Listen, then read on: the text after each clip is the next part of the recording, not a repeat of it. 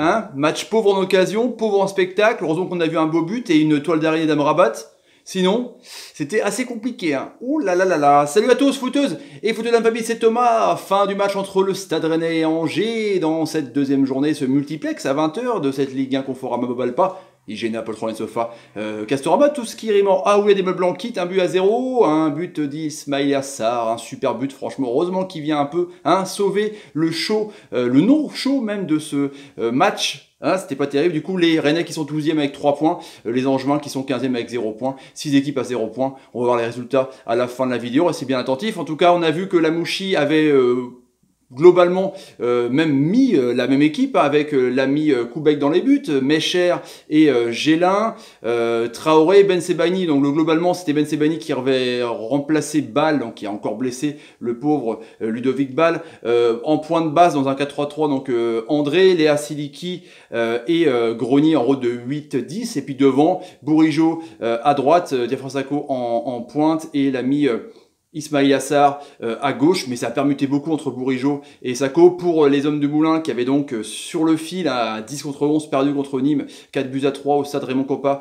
C'était Butel, Capel qui est plus ailier, mais là il est bon latéral, Pavlovic, Traoré, Manso, Santa Maria en pointe basse, pareil d'un 4-3-3, Mangani, Pajot, on va voir qu'il est sorti assez rapidement, une luxation de l'épaule, ou Jack Endoy qui revient d'Angleterre, de Championship est revenu, Flavien Tech est vraiment très très bon, Fulgini et Kanga qui a eu pas loin d'avoir qu'un seul ballon, le pauvre, il avait planté sa tente, il attendait, et encore il avait planté sa tente, bof, parce que deuxième mi-temps, il était plutôt dans ses 30 mètres en train de défendre l'ami Kanga qui a pris un jaune d'ailleurs. Donc on voit la première mi-temps.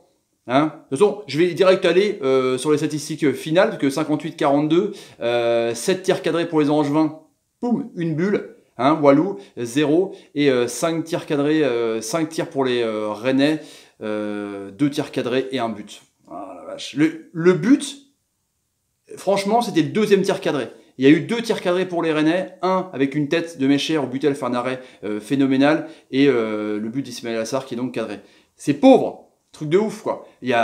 C'est n'importe quoi, les passes, il n'y a aucune transition qui arrivait dans les pieds, c'était n'importe quoi la première mi-temps, c'était le bloc bas angevin, et ils évoluent en contre tant bien que mal, ils sont assez dangereux en première mi-temps, je trouve assez scolaire, ils respectent bien les consignes, les jeux en triangle, ça dédouble bien pour bien emmener les contres avec Fabien Tay et retrouver Kanga en point de pivot. Ils sont vraiment un peu dangereux, sauf qu'ils cadrent aucun tir. Ah, ils tirent, Fulgini tire au-dessus, tout comme Betsebani pareil, première mi-temps. Et les Rennais justement, qui ont du mal à se lancer dans la saison, eux qui avaient fait quand même une bonne préparation, parce que il y a la défense, la ligne de 4, André qui vient récupérer les ballons et qui balance devant. Parce que Grenier ne vient pas assez récupérer les ballons. On voit, en deuxième mi-temps, il le fait le plus, mais en première mi-temps, on voit que les équipes sont coupées en deux. Rennes, il y a un trou de 20 mètres où il n'y a personne là. Du coup, tu es obligé d'aller chercher les ballons en hauteur sur Sakho, qui, une fois sur 3, fait un contrôle américain. Du coup, en première mi-temps, il n'y a rien eu. Les seuls trucs qu'il y a eu, c'est donc ce contact André, Pajot et cette sortie de Pajot avec descendre de l'épaule. Donc, j'espère que ce sera pas trop grave pour l'ancien Rennais justement, qui faisait du bien au milieu de terrain, qui était vraiment en train de bien réguler justement ce rôle angevin. Chacun doit y rentrer, c'est pas même profil, c'est un peu plus solide. Et du coup, il y a après eu cette action où Sarr a tout le temps de centrer, hop, il balance une galette pour Mecher, buter à l'arrêt réflexe. Après, il y a personne à la récupération pour Rennes, mais en première mi-temps, il y a pas grand chose. Il y a un mouvement intéressant avec Sakho qui arrive à se retourner. Sakho a été moins pire qu'au stade Pierre-Mauroy, il s'est fait siffler par le stade Rennais, ça a été compliqué, franchement, il faudra recruter, je pense, un neuf devant. Il y a eu une frappe donc de Metsebani, une frappe de Fulgini, une frappe de Bourigeaud, mais tout ça c'était pour les supporters, pour le RCK qui a dû récupérer des ballons à mon avis. Et deuxième mi-temps, c'était un peu mieux. On a vu les 5 premières minutes, Angers essayer de proposer vraiment un pressing haut et aller avec Fabien Tay sur vraiment les côtés et essayer de après rentrer dans l'axe pour gêner la défense rennaise, mais après les Rennes ils ont poussé. Grenier était beaucoup plus dans la zone de 20 mètres pour récupérer les ballons. Il arrive parfaitement à se retourner avec ses spatules pour aiguiller. Parce qu'en première mi-temps, on jouait tout sur Sarr.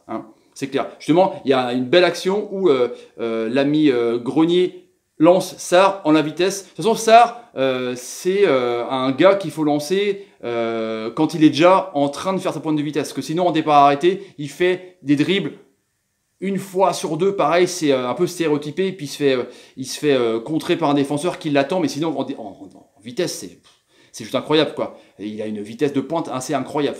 Il y aura, je pense, peut-être un match avec la Foudre, mais la Foudre, je pense qu'il sera parti. Et puis, il signera les autographes à l'ami Ismail Assar. Du coup, bah, après, il y a un bon centre, mais Sako est pas assez prompt pour le récupérer. En tout cas, on voit que Rennes pousse, Rennes domine dans les 25 mètres angevins. Ben Sebaini a fait vraiment un bon match, elle dédouble bien avec Sarr, ou même quand il y a Bourigeaud qui dédouble, c'est vraiment intéressant je trouve. Et on voit que les angevins multiplient les fautes, il y a beaucoup de coups francs pour Rennes par Grenier, mal tiré justement, par Bourigeaud, beaucoup de corners, ça campe à fond, je trouve. Rennes ne s'en sort plus parce que Mangani, je trouve, est beaucoup trop bas. Lui qui doit, le numéro 5, qui doit aiguiller le jeu angevin, il n'arrive vraiment pas parce qu'il est pris en tenaille souvent par André et Léa Silki. Léa Silki qui, pareil, je me pose des questions, arrive bien à se projeter vers l'avant, mais quand il rentre dans l'axe, il veut faire le dribble de trop, puis il se retrouve un peu sur des murs, quoi, et voilà, il perd souvent le ballon, et c'est à chaque fois dangereux contre les équipes qui jouent en contre.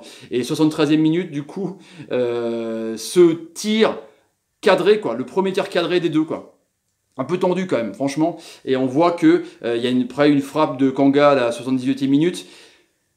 Il y a rien en proposition, en risque de prix par deux équipes. C'est vraiment des équipes qui ont perdu 3-1 pour Rennes, 4-3 pour Angers, qui ont besoin de se rassurer. Du coup, ils se livrent pas trop. Enfin, Rennes propose quand même plus de jeux et Angers attend et contre. Adélaïde rentre d'ailleurs, prêté encore par les Gunners, mais qui est très très bon. Il arrive vraiment bien à se retourner et à proposer, mais à un moment donné, il y a une scène pareille.